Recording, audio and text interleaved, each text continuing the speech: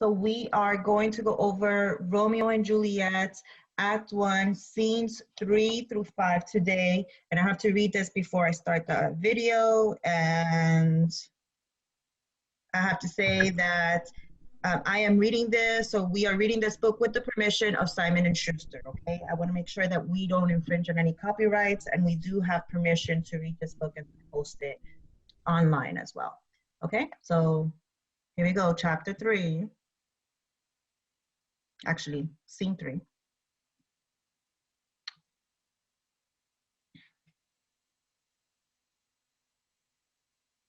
Here we go. And so we are back in the Capulet house. And remember, Capulet is Juliet's last name. In this scene, you will meet Juliet finally, right? Her mother and her nurse. The nurse is a merry and slightly crude servant. She has been in charge of Juliet since her birth. Once she starts talking, she doesn't stop. Just before the party, Juliet's mother asks if Juliet has thought about getting married, and Lady Capulet, she's matchmaking. She's trying to see if she could hook Juliet up with Paris. She's trying to convince her daughter to marry Paris. Juliet responds, as you might respond if your parents are trying to set you up with somebody. She says she'll agree to, see what he's about, but she's not too happy about it. She's not too enthusiastic about it. She's not rude and she's not disrespectful, but she's not too thrilled about meeting Paris and about possibly marrying him. Okay, and here we go. Chapter 4. Nurse, where's my daughter? Call her forth to me. Now, by my maidenhead, at 12-year-old, I bade her come. What lamb? What ladybird? God forbid, where's this girl? What, Juliet? How now? Who calls? Your mother. Madam, I am here. What is your will? This is the matter. Nurse, give leave a while. We must talk in secret. Nurse, come back again. I have remembered me. Thou'st hear our counsel. Oh. Thou knowest? Okay, so first I want to tell you the nurse is the person who's been raising Juliet. So she's not just like a nurse that she's in the house in case somebody gets sick. During this time period, women, especially in high social classes, would often give birth, and then they would hand their baby over to somebody they call a wet nurse. And the wet nurse basically takes care of the baby. She even breastfeeds the baby as well. So this nurse has been the one really raising Juliet. She's the one who just like watches over her since the time that she was born. So the mother, you can tell that she's kind of awkward around Juliet. She's not too used to being around Juliet. So she's in there, she has something to tell Juliet, but she tells the nurse, just leave us alone so that I could talk to my daughter. And then she says, she thinks about it, she's kind of awkward, and she's like, no, actually come back over here. And leave it, no, stay here. Because the mom is awkward around her daughter. She's not around her daughter all of the time, okay? So imagine it's not the same dynamic as like the same relationships that we have with our parents. It's completely different. My daughter's of a pretty age. Faith, I can tell her age unto an hour. She's not 14. I'll lay 14 of my teeth. And yet to my teen, be it spoken, I have but 4. She's not 14. How long is it now to Lammastide? A fortnight and odd days. Even or odd of all the days in the year, come Lammas Eve at night shall she be 14. Susan and she, God rest all Christian souls, were of an age. Well, Susan is with God. She was too good for me. But, as I said, on Lammas Eve at night shall she be 14. That shall she. Marry, I remember it well. 'Tis since the earthquake, now 11 years, and she was weaned, I never shall forget it, of all the days of the year, upon that day. For I had then laid wormwood to my dog, sitting in the sun under the dove-house wall. My lord and you were then at Mantua, nay, I do bear a brain. But as I said, when it did taste the wormwood on the nipple of my dog, and felt it bitter, pretty fool, to see it tetchy and fall out with the dog, shame Take, quoth the dove-house. 'Twas no need, I trow, to bid me trudge, and since that time it is 11 years. For then she could stand high lone. Nay, by the rood she could have run and waddled all about, for even the day before she broke her brow. And then my husband, God be with his soul, he was a merry man, took up the child. Yea, quoth he, dost thou fall upon thy face? Thou wilt fall backward when thou hast more wit, wilt thou not, Jewel? And by my holodan, the pretty wretch left crying and said, I. To see now how a jest shall come about.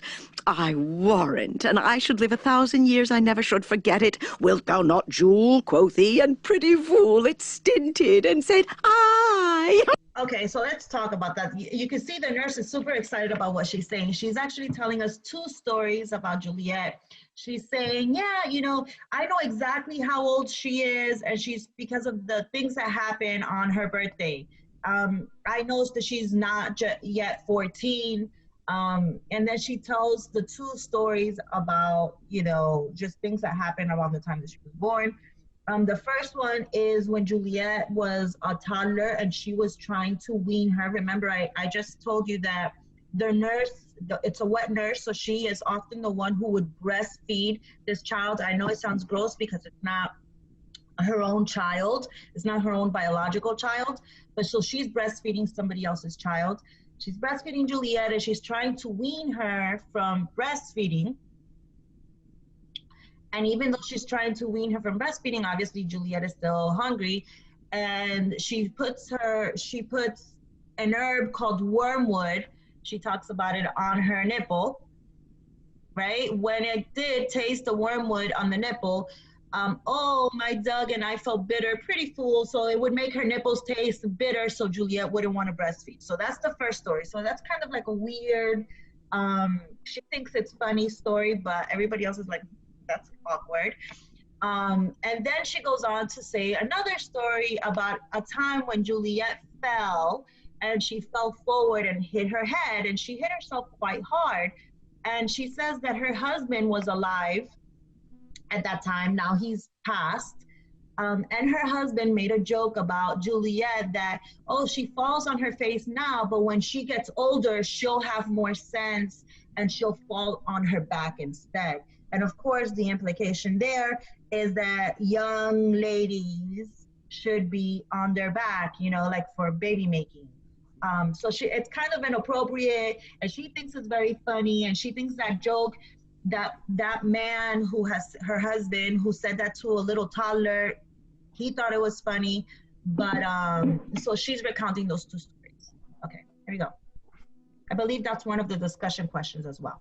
Enough of this, I pray thee, hold thy peace. Yes, madam, yet I cannot choose but laugh to think it should leave crying and say, I. And yet I warrant it had upon its brow a bump as big as a young cockerel stone, a perilous knock, and it cried bitterly, Yea, quoth my husband, fall'st upon thy face, thou wilt fall backward when thou comest to age, wilt thou not, Jewel? It stinted and said, I. And stint thou too, I pray thee, nurse, say I. Oh, peace, I have done. God mark thee to his grace. Thou wast the prettiest babe that e'er I nursed, and I might live to see thee married once. I have my wish. Mary, that Mary is the very theme I came to talk of. Okay, so the other thing the nurse does that I do think it's funny, and it's something that I do, and so she thinks the joke is funny, and the mother is like, that's enough, and Juliet's embarrassed at that joke about her husband saying that, you know, you'll have more sense when you get older and fall on your back, and she's laughing. But what I think is funny is that she keeps on repeating the joke, even though everybody around her doesn't think it, they don't think it's funny. She continues to repeat the joke, you know, and I think the fact that she's repeating this joke that nobody thinks is funny. So, okay, so now here we go. Tell me, daughter Juliet, how stands your disposition to be married? It is an honor that I dream not of. An honor. Were not I thine only nurse, I would say thou hadst sucked wisdom from thy teat. Well, think of marriage now. younger than you here in Verona. Ladies of esteem are made already mothers. By my count, I was your mother much upon these years that you are now a maid. Thus, then, in brief, the valiant Paris seeks you for his love. A man, young lady. Lady, such a man as all the world. Why, he's a man of wax. Verona's summer hath not such a flower. Nay, he's a flower. Okay, so does it sound like Lady Capulet wants Juliet to love Paris and to marry him? Write that in your chat box, please. Let me see what you think. Does it sound like she's interested or she wants her daughter to actually like Paris? So if your answer is yes, then yes. It sounds like she wants her to really like Paris and she's kind of introducing the idea to her daughter. Faith, a very flower. What say you? Can you love the gentleman? This night you shall behold him at our feast. Read o'er the volume of young Paris' face, and find delight writ there with beauty's pen. Examine every married lineament, and see how one another lends content. And what obscured in this fair volume lies, find written in the margent of his eyes. This precious book of love, this unbound lover to beautify him only lacks a cover. The fish lives in the sea, and 'tis much pride for fair without the fair within to hide. That book in many's eyes doth share the glory that in gold clasps locks in the golden story. So shall you share. It's interesting because she's basically telling her daughter, you know, he's so, you know, nice and he's so perfect for you. Basically, you'll be the cover to his book, is what she's telling her daughter. And I find that interesting because mothers don't tell their daughters that anymore nowadays. Oh, be the pretty one in the relationship, you know, let him be the smart one. Let him be the content, let him be, you know, the substance. And you're there to make him better. That's just a weird thing. Times have changed. Share all that he doth possess by having him, making yourself no less. No less, nay bigger, women grow by men. Speak briefly. Can you like of Paris' love? I'll look to like, if looking liking move. But no more deep will I endart mine eye than your consent gives strength to make it fly. And what does Juliet say? What is her response to her mother's request? And write that in your chat box. This is one of your questions. Think about what this tells us about Juliet too. Like, what does she tell her mother? Right now, it's the last lines that she just said. I'll look to like if looking liking move, but no more deep will I endart my eye, that your consent gives strength to make it fly. So what is Juliet telling her mother? Her mother is like, do you think you could like him? Do you think you could love him? Yeah, she says, I'll try. You know, if that's what you want, I'll try. If it makes you happy, I'll try.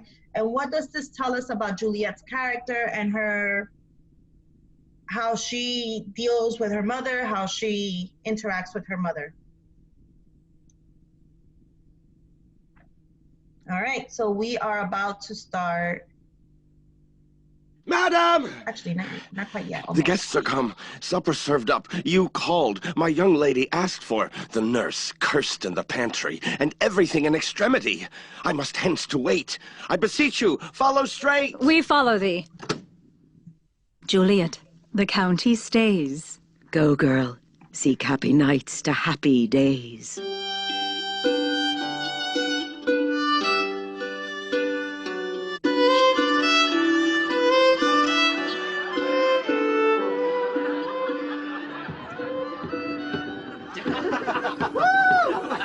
What, shall this speech be spoke for our excuse, or shall we on without apology? The date is out of such prolixity. We'll have no Cupid hoodwinked with a scarf bearing a Tartar's painted bow of lath scaring the ladies like a crow keeper, nor no without book pro. Now remember that the guys, Romeo and all the guys are kind of crashing this party. And so this next scene is a street near the Capulet house. They're on their way to the party. And it's a masked ball. So everybody's kind of wearing costumes and masks. Nobody really knows who anybody else is. Keep that in mind. prologue faintly spoke after the prompter for our entrance. But let them measure us by what they will. We'll measure them a measure and be gone. Give me a torch. I am not for this ambling. Being but heavy, I will bear the light. Nay, gentle Romeo, we must have you dance. Not I, believe me. You have dancing shoes with nimble soles. I have a soul of lead, so stakes me to the ground I cannot move. You are a lover. Borrow Cupid's wings and soar with them above a common bound. I am too sore and pierced with his shaft to soar with his light feathers. And so bound, I cannot bound a pitch above dull woe. Under love's heavy burden do I sink. And to sink in it should you burden love. Too great oppression for a tender thing. Is love a tender thing?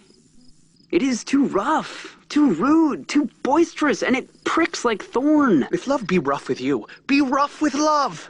Prick love for pricking, and you beat love down. Give me a case to put my visage in. A visor for a visor. What care I what curious eye doth coat deformities? Here are the beetle brows shall blush for me. Come, knock and enter, and no sooner in, but every man but take him to his legs. A torch for me. Let wantons light of heart tickle the senseless rushes with their heels. For I am proverbed with a grandsire phrase. I'll be a candle holder and look on. The game was ne'er so fair, and I am done. Tut, done's the mouse, the constable's own word. If thou art done, we'll draw thee from the mire, or save your reverence love, wherein thou stickest up to the ears. Come, we burn daylight, ho! Nay, that's not so. I mean, sir, in delay we waste our lights. In vain light lights by day. Take our good meaning, for our judgment sits 5 times in that air once in our 5 wits. And we mean well in going to this mask, but 'tis no wit to go. Why, may one ask? I dreamt a dream tonight. And so did I. Well, what was yours? That dreamers often lie. In bed, asleep, while they do dream things true. Oh. Then I see Queen Mab. So according to that, what does Romeo believe about dreams? He had a dream about that night, but we don't know what the dream is yet. But he says, Mercutio's like, oh, you know, dreams are like meaningless, is what he says. Dreams are lies. That dreamers often lie, is what he says. And Romeo says, in bed while they dream things true. So what does Romeo believe about dreams? Go ahead and write that in your chat box. And I'm going to continue. Mab hath been with you. She is the fairy's midwife. And she comes in shape no bigger than an agate stone on the forefinger of an alderman, drawn with a team of little atomy over men's noses as they lie asleep. Her wagon spokes made of... Okay, so I'm going to stop it right there. He's going to go into the Queen Mab speech, which is important, especially for you guys, not only because you have a question here in your discussion post, but also you have an assignment about Queen Mab. And who does Mercutio say that Queen Mab is? Go ahead and write that in your chat box. He says, oh, then I see Queen Mab has been with you. And then he tells us who she is. Who is Queen Mab? She's a midwife to whom? So yes, Leah, she's a midwife, but who is she a midwife to? Yeah, so what does a midwife do? Do you guys know what a midwife does?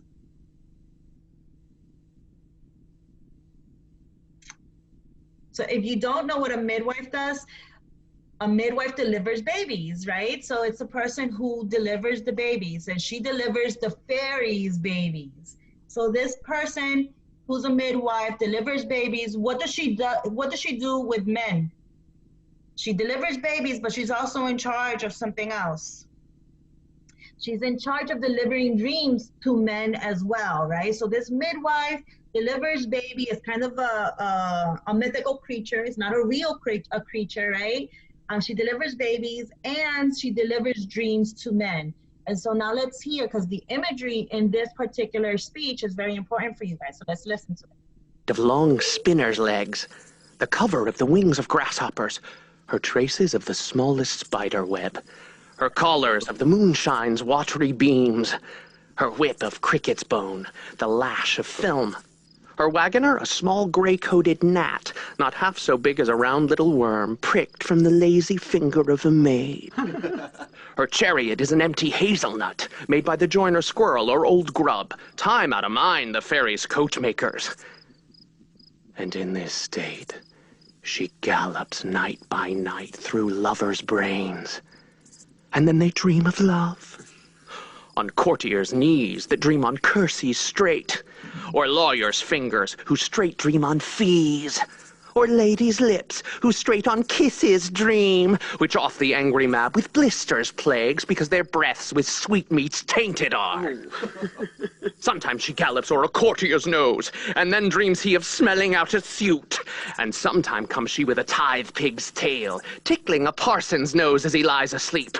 Then he dreams of another benefice. Sometimes she driveth o'er a soldier's neck, and then dreams he of cutting foreign throats, of breaches, ambuscados, Spanish blades, of helves 5 fathom deep, and then anon drums in his ear, at which he starts and wakes, and being thus frighted, swears a prayer or two, and sleeps again. This is that very mab that plats the manes of horses in the night and bakes the elf-locks in foul, sluttish hairs, which once untangled, much misfortune bodes. This is the hag, when maids lie on their backs, that presses them and learns them first to bear, making them women of good carriage. This is she! Peace, peace, Mercutio, peace. I love that speech. So for your assignment, you're going to pick out parts of that speech and you're going to draw them, and then you're going to find the line and write the line that that part is on, okay? So we're going to talk about that a little bit more at the end of the video, but he's talking about Queen Mab, and Queen Mab is a fairy's midwife. She delivers dreams to men, and depending on who you are and where your heart's at, she deliver a dream to you. And sometimes the dream can be good, but sometimes it can be bad. It doesn't necessarily have to be good. It doesn't necessarily have to be bad. It's kind of whatever she feels like delivering to you. So according to Mercutio, dreams don't really mean all that much anyways. They serve no purpose other than as entertainment for this Queen Mab, who that's what she does. Okay, let's listen on. Peace. Thou talk'st of nothing. True, I talk of dreams, which are the children of an idle brain, begot of nothing but vain fantasy, which is as thin of substance as the air, and more inconstant than the wind, who woos even now the frozen bosom of the north, and being angered, puffs away from thence, turning his side to the dew-dropping south. This wind you talk of blows us from ourselves. Supper is done, and we shall come too late. I fear too early. For my mind misgives some consequence yet hanging in the stars shall bitterly begin his fearful date with this night's revels, and expire the term of a despised life closed in my breast by some vile forfeit of untimely death. But he that hath the steerage of... What did he say? What was his dream about? What did Romeo dream? I fear too early, for my mind misgives some consequence, yet hanging in the stars shall bitterly begin his fearful date. Yeah, so he's dreaming that he is going to die, basically. That's what he's dreaming. And so he's still going to go to that party. So think about that for a second. Would you still go to the party if you had dreamt that you're going to die if you went to the party? I mean, his reaction to going to this party is kind of interesting, but it is kind of common, and it's in Greek style. And the Greek style of plays is that you cannot really change your fortune. Your fate is your fate. Whatever is going to happen is going to happen according to Romeo. So going to the party or not going to the party, it's not going to change his outcome. So this dream he had about going to the party and dying, while it may stop some people from going to the party, I know that if I dreamt that if I did something, I would die, I wouldn't do it. It doesn't really stop Romeo because of his belief system and the way he feels about what he feels about fate and how you cannot really change your fate. So think about that, and think that's, I believe, one of the discussion questions as well. Okay, so the next scene is at the ball. It's at the party, okay? Just keep that in mind. My course, direct my sail. On, lusty gentlemen. Strike drum!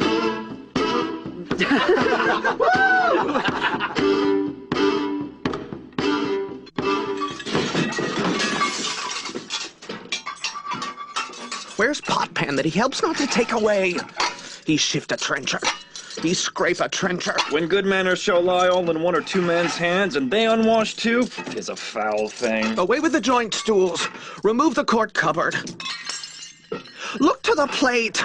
Good thou, save me a piece of marchpane. And as thou loves me, let the porter let in Susan, Grindstone, and Nell. Anthony and Potpan! Aye, boy, ready. You are looked for and called for, asked for and sought for in the great chamber. We cannot be here and there, too. Cheerly, boys. Be brisk a while, and the longer liver take all.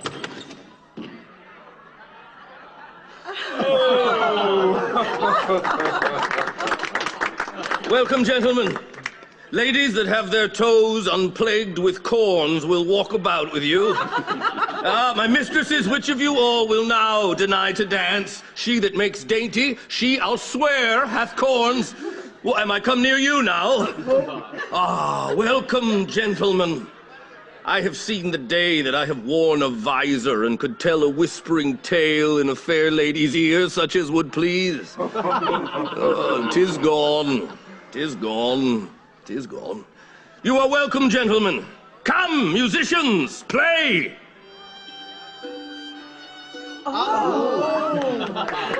A-hole, give room, and foot it, girls. More light, you knaves, and turn the tables up, and quench the fire. The room has grown too hot.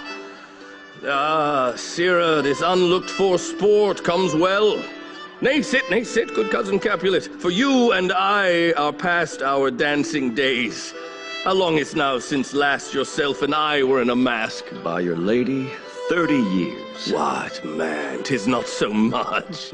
'Tis not so much. 'Tis since the nuptial of Lucentio come Pentecost as quickly as it will, some 25 years, and then we masked. 'Tis more. His son is elder, sir. His son is 30. Will you tell me that? His son was but a ward 2 years ago. What lady's that which doth enrich the hand of yonder knight? I know not, sir. Oh, she doth teach the torches to burn bright. It seems she hangs upon the cheek of night as a rich jewel in an Ethiop's ear. Beauty too rich for use, for earth too dear. So shows a snowy dove true. So what is Romeo's reaction when he first sees Juliet? That is his reaction. Like, we just heard his reaction when he first sees Juliet. And how does he describe her when he first sees her? Go ahead and write that in your chat box.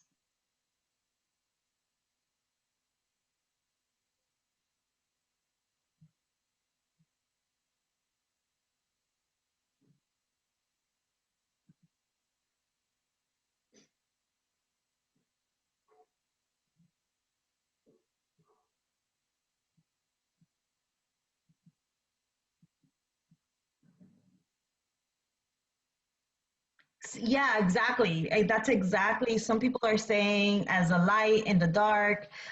There's a lot of imagery here when he's talking about Juliet and describing her as just like this most beautiful creature, a jewel basically against like dark skin is basically what he's saying. Trooping with crows as yonder lady or her fellows shows. The measure done, I'll watch her place of stand, and touching hers, make blessed my rude hand. Did my heart love till now? Forswear its sight, for I ne'er saw true beauty till this night. This by his voice should be a Montague. Fetch me my rapier, boy. What, dares the slave come hither covered with an antic face to fleer and scorn at our solemnity? Now, by the stock and honor of my kin, to strike him dead, I hold it not a sin. Why, how now, kinsman? Wherefore storm you so?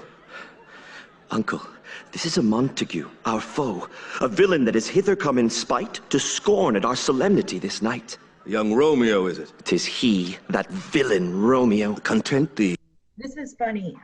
This is Tybalt hears Romeo's voice. Obviously hears his voice, and then right away he knows that he's a Montague, that he shouldn't be at this party. Remember that they're crashing the party.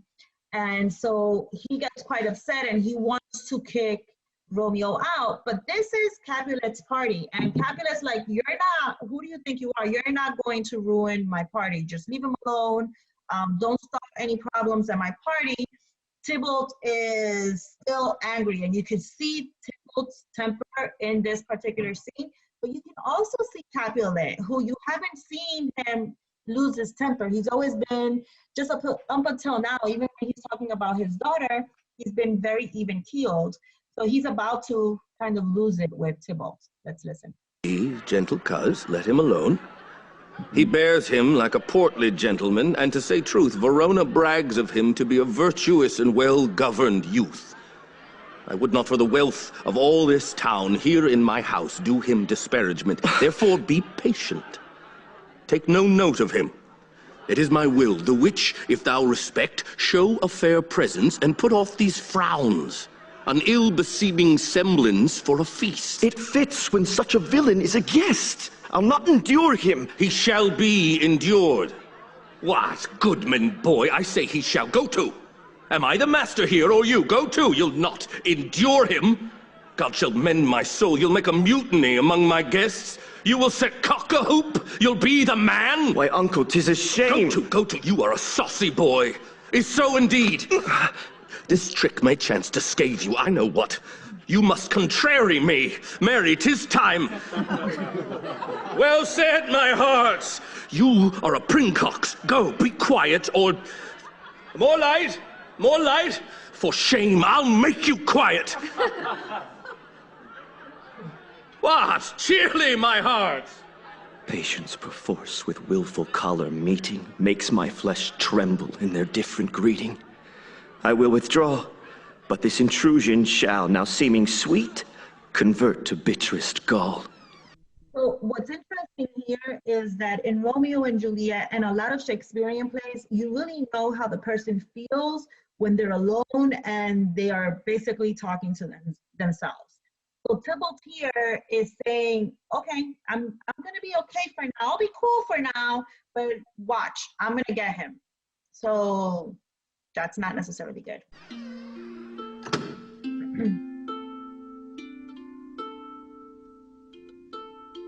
If I profane with my unworthiest hand this holy shrine, the gentle sin is this. My lips, two blushing pilgrims ready stand to smooth that rough touch with a tender kiss. Good pilgrim, you do wrong your hand too much. Which mannerly devotion shows in this? For saints have hands that pilgrims' hands do touch, and palm to palm is holy palmer's kiss. Have not saints lips, and holy palmers too? Aye, pilgrim, lips that they must use in prayer. Oh, then, dear saint, let lips do what hands do. Well, Romeo is basically telling Juliet that they should shake hands, but they should do it with their mouths, is what he's saying. They should do it with their lips. They pray, grant thou lest faith turn to despair. Saints do not move, though grant for prayer's sake? Then move not, while my prayer's effect I take. Thus, from my lips, by thine, my sin is purged. Then have my lips the sin that they have took. Sin from my lips? Oh, trespass sweetly urged, give me my sin again. You kiss by the book. Madam, your mother craves a word with you. What is her mother? Married bachelor, her mother is the lady of the house, and a good lady, and a wise and virtuous. I nursed her daughter that you talked withal. I tell you, he that can lay hold of her shall have the chinks. Is she a Capulet? Oh, dear account, my life is my foe's debt. How does Romeo find out Juliet's last name there? From whom? Go ahead and write that in your chat box.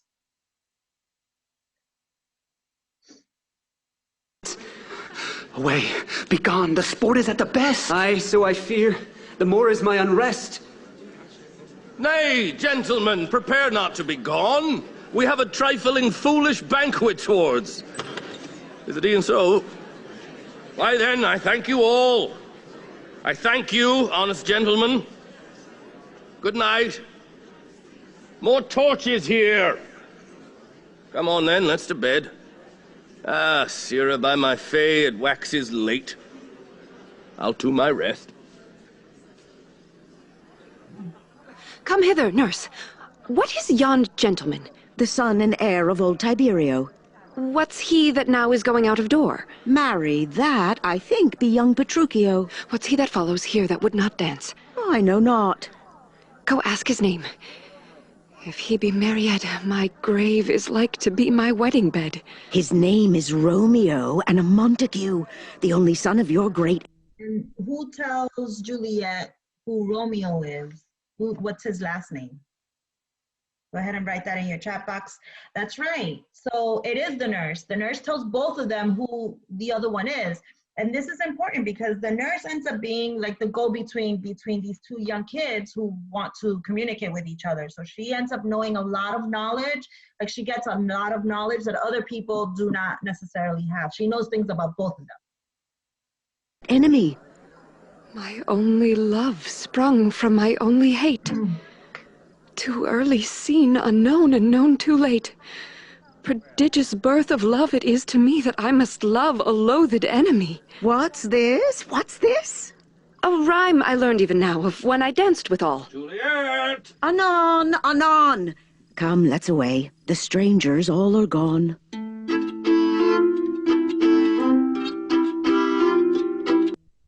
All right, so the last question in our discussion post is in the 1996 film version, the Capulet Ball is a costume party, right? It is a costume party in the original version as well. In the 1996 film version, though, Juliet is dressed like an angel, Romeo is dressed like a knight in shining armor, and Paris is dressed as an astronaut. Now, explain how these costumes are appropriate for each of the characters, giving special attention to Paris's costume. So it makes perfect sense. Juliet is an angel, right? And she is described in the play as bright and a shining light and a jewel and just everything that's brilliant in the world. And Romeo is a knight in shining armor, and so that makes sense, and it even makes sense with the time period. But then Paris is an astronaut. So think about and analyze why it makes sense that Paris is an astronaut, and that is the last discussion question. And I'm looking through the questions, and we basically discussed all of them in our discussion here of the text. That is the end of Act 1. So we've gone over the discussion questions. Let's talk real quick about the assignments, the Queen Mab assignments, okay? And if you look at Edsby, your Queen Mab assignment asks you to draw out, let's stop sharing my screen real quick. And I'm gonna stop the recording, okay? So that way we can talk. We're gonna talk about the Queen Mab assignment. The details for the Queen Mab assignment are in Edsby. And it asks you to draw out the assignment or to draw out imagery from that speech, and then to also write the lines where the imagery is located. So I brought some student samples with me from school when I went to pick up my stuff. So this is one. You can do the entire picture as one big picture. I hope you can see that. There you go. As one big picture. And you can see it has the picture, right? And then it has the lines. And it tells you exactly the lines of the text where that picture is located from. Or you can divide your paper into 6. You need to have 6 specific images from that speech, Mercutio's speech. And just draw out the picture and then the lines that go with the picture. Okay? Hopefully that explains it. After you finish illustrating this, after you finish drawing it out, take a picture of it and upload it to the assignment, and that way you can be graded. I think I've answered all the questions. If you guys don't have any more questions, I'm gonna end this video. Do you guys have any questions? Okay, so before we go, the next time that we meet will be again tomorrow. We have a Zoom session tomorrow at 11:30 in the morning. It is in your Zoom schedule calendar that's located in Edsby. It's at 11:30 in the morning tomorrow. It shouldn't be very long. So it's a Zoom session. I hope to see you there. All right, guys, take care. Have a nice rest of your day. If I were you, I would probably answer all my discussion questions now because it's fresh in your mind. And also, don't forget to journal, guys. I looked at the journals and I'm noticing that a lot of people are not writing. You need to try to be hitting that 500 words per day minimum every day. So make sure that you are writing. Add a new chapter to your book every day and try to get your 500 words written. All right, guys, take care. Have a good day. Bye. I feel like saying, don't forget to like and subscribe.